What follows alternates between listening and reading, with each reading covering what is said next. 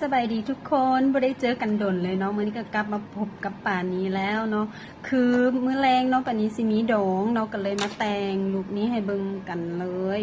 เนาะอันนี้เอายังไฟใกล้ๆเพื่อจะได้เห็นแบบว่าสีสันที่แท้จริงอันนี้คือแต่งเป็นลุคที่แบบว่ามีความแกรมมีความหวานเนาะแล้วก็มีเสน่ห์ว่าซั่นซะอันนี้สามารถแต่งไปออกงานเนาะกลางคืนแบบเช่นว่าไปโดงไปอย่างไรเนาะเฮ็ดไฟซอบๆลงหน่อยนึงจะได้ประมาณนี้เนาะวันนี้ปนี้ใส่คอนแทคเลนส์สีฟ้าเนาะแล้วก็ผู้ใดมากเนาะก็คอยกำลังใจโดยการกดไลค์ให้ปนี้เด้อแล้วก็อย่าลืมที่สำคัญต้องแบบกดซับตะไคร้อยู่ช่อง YouTube ปนี้วงไซให้แดเนาะจะได้เฮ็ดคลิปให้เบิ่งกันตลอดเนาะสำหรับมื้อนี้แพรอยากรู้แล้วว่าปนี้แต่งลุคนี้ได้แนวใดก็ไปเบิ่งใน how to ได้เลยอุปกรณ์เนาะจะใส่มาในกระเป๋าเครื่องสำอางของเราเดี๋ยวจะขอลงเป็นวิตซีก่อนเนาะวิตซีเนาะอันนี้มันของยันฮีก็ลงครีมบำรุงตามปกติของเราแหละเนาะ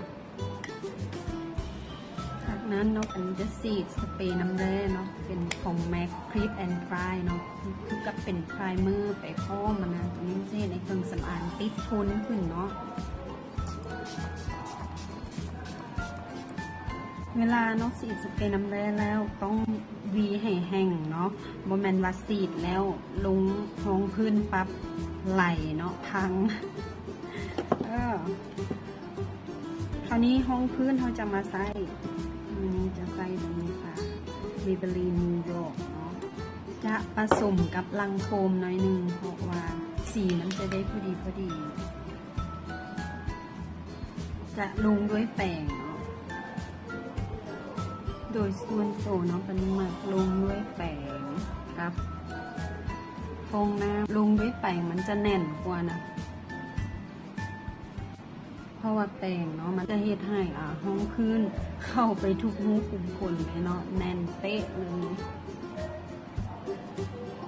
จากลงห้องพื้นแล้วเนาะเขาจะมาต่อด้วยคอนทัวร์หน้าเนาะจะใส่ Etude House จะเฮ็ดเป็นจุดไปเนาะสีมันจะได้เป็นธรรมชาติเอาเนื้อครีมแบบนี้ให้หนาวน้อย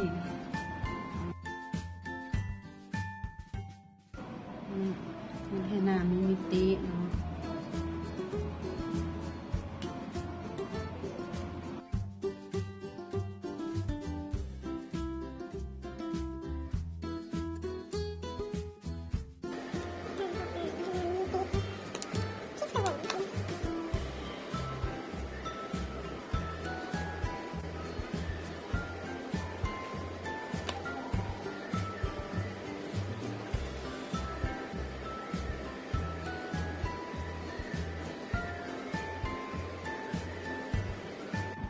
ลงคอนซีลเลอร์เนาะ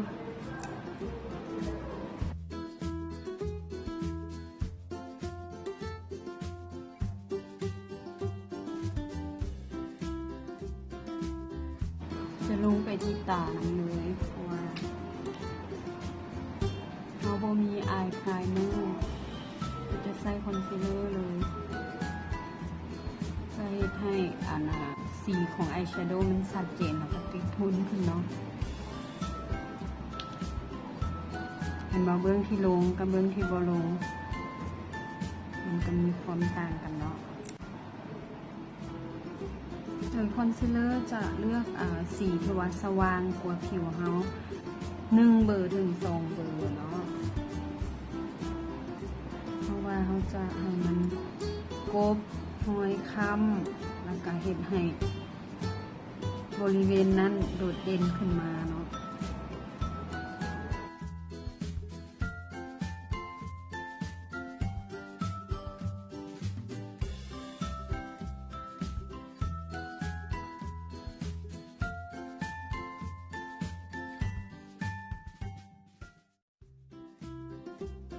นั้นเราจะลงด้วยแป้งฝุ่นเนาะ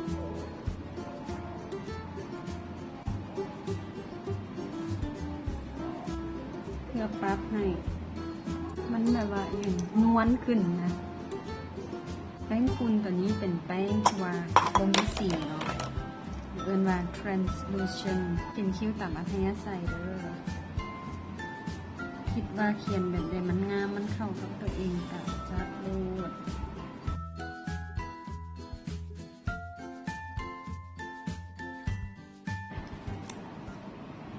เก็บรายละเอียดคิ้วเนาะใส่คอนซีลเลอร์เก็บเลย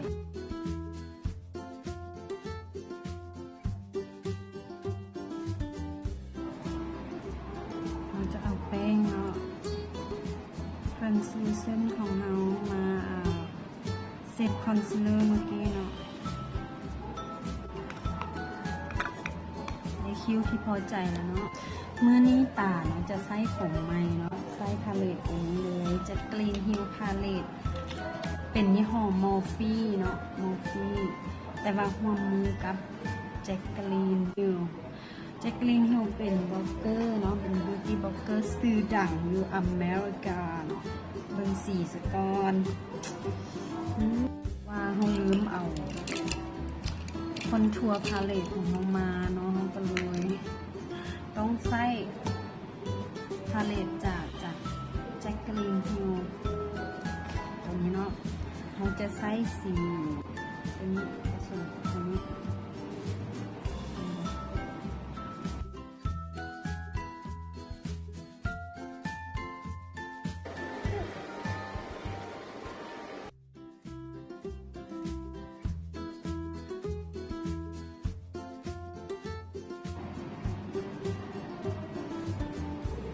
ช่วงนี้ปันนี้ยุ่งหลายเนาะบ่ค่อยได้เห็น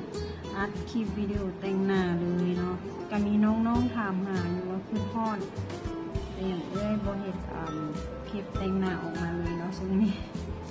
ก็มาเฮ็ดให้เบิ่งแม่เนาะจากนั้นเขาก็จะมาลงที่ตาเลยบาดนี้ชื่อดังแต่งมาแล้วเนาะเรื่องหนึ่งจะได้อยู่ประมาณนี้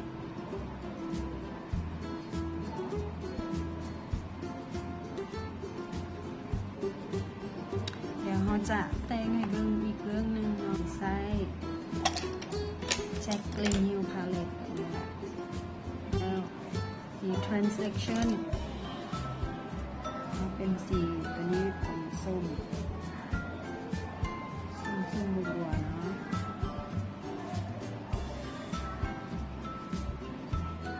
ตัวนี้เนาะสีต่อมาก็จะเป็นสีนี้สีออกแดงๆเนาะแดงบัวเนาะ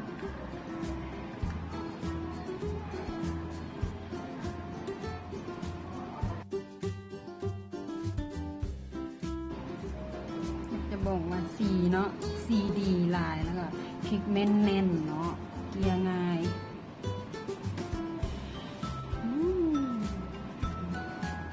เกลี่ยขึ้นอีกแล้ว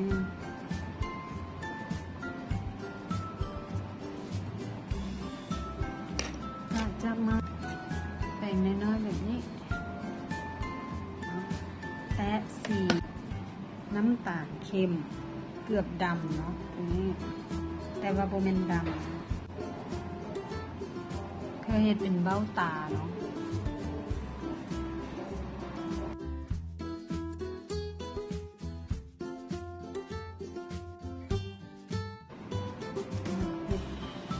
แล้วออกไปแบบนี้เนาะกะใช้แป้งสะอาดมาเกลี่ยออกให้มันสโมกเอาหน่อยนึงเนาะเป็นเส้นที่ชัดเจนเนาะจากนั้นเราจะใช้เป็นสีนี้สีบัวอ่อนว่ามีชิมเมอร์เนาะใส่ทั้งกลางตาโอ้ยสีมันแน่นเนาะออกไปฮอดหางตาเลย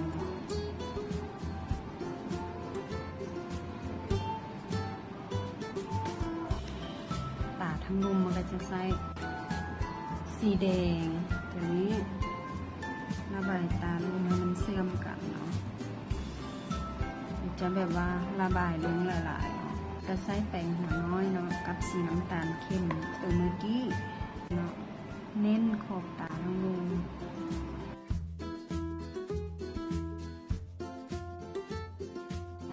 แบบนี้แล้วเนาะเราก็จะมีกิมมิคโดยการเนาะเขียนสีขาวเส้นตาทั้งมือเขียนข้างในตาแล้ววันนี้จะเขียนอายไลเนอร์ก่อนเป็นวิ่งห่างออกไปยาวๆเนาะให้มันขนานกับอายแชโดว์ที่เราขีดไว้ตัวนี้ดัดขนตาก็จะมา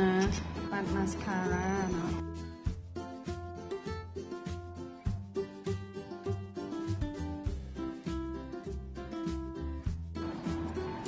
ได้แบบนี้เขาก็จะลงเป็นกลิตเตอร์เนาะให้กับตาแบบมีความว้าววับจับใจเนาะแล้วเขาจะออกงานกลางคืนเนาะเขาจะลงเป็นสีอันนี้จะเป็นพาเลตใหม่เนาะจาก TZ Cosmetics เป็น Galaxy Eyeshadow Palette เนาะเป็นกลิตเตอร์ทั้งหมดเลยเนาะมา9 สีมีแต่สีงามๆเนาะเดี๋ยวอันนี้จะใส่แป้งเนาะมันบ่ค่อยล้นเนาะตัวนี้มากลายเลยจะลงตัวนี้สีบัวอ่อนๆตัวนี้เป็นเม็ดกลิตเตอร์ที่ค่อนข้างใหญ่เนาะใช้แป้งแบบนี้แทกเอา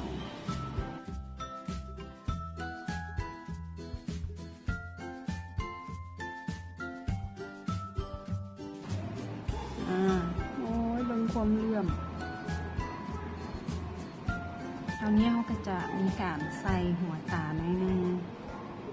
เพื่อเพิ่มกระจายแสงนั้นเนาะก็จะติดขนตาที่ใต้นี้เป็นประมาณนี้มันเป็นสีน้ำตาลให้ลุคมันแบบว่าซอฟลง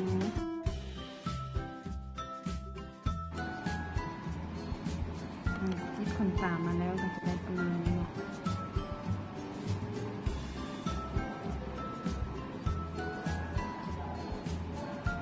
บนใดที่เขาบ่พอใจเขาก็จะมาเพิ่ม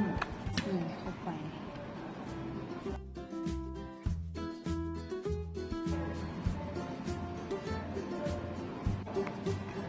ปัดแก้มก็จะใส่ตัวนี้เลย into it ยิ้มเนาะแล้วปัดจะได้สีก็จะเป็นสีบัวนูดไฮไลท์เนาะไฮไลท์หน้ากันผมจะใส่ตัวนี้เนาะของ Baby Bright นี่แหละสุดยอดแล้ว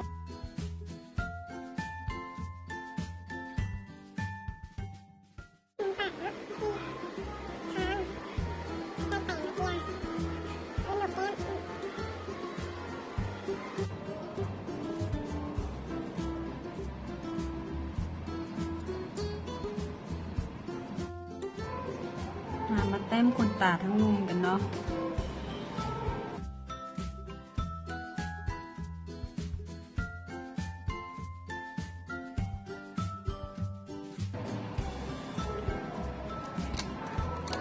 ร้อยแล้วเนาะพักส่วนหน้าเรียบร้อยแล้วยังแต่ลิปสติกเท่านั้น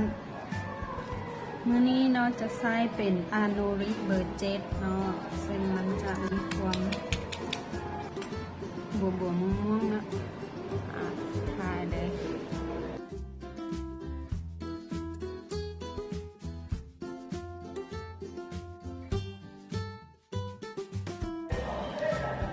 แล้วเขาก็จะเฮ็ดให้ขอบมันเบลอๆเนาะการใส่อันนี้ซะคือบ่มีสำลีเนาะตอนนี้นี่ก็จะแต่งออกมาแล้วเนาะได้เป็นลุคแบบนี้เลยเนาะ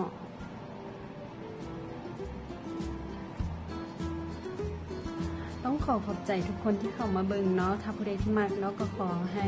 กดไลค์ให้กำลังใจปันนี้เด้ออย่าลืมกด Subscribe ช่อง YouTube ปันนี้วงไซได้เด้อสำหรับนี้ขอตัวลาไปก่อนสบายดีบ๊ายบาย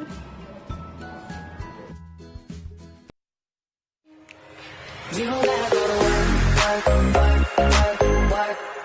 work, but you gotta put in work. You don't gotta go to work. do the work, work, work, work, work.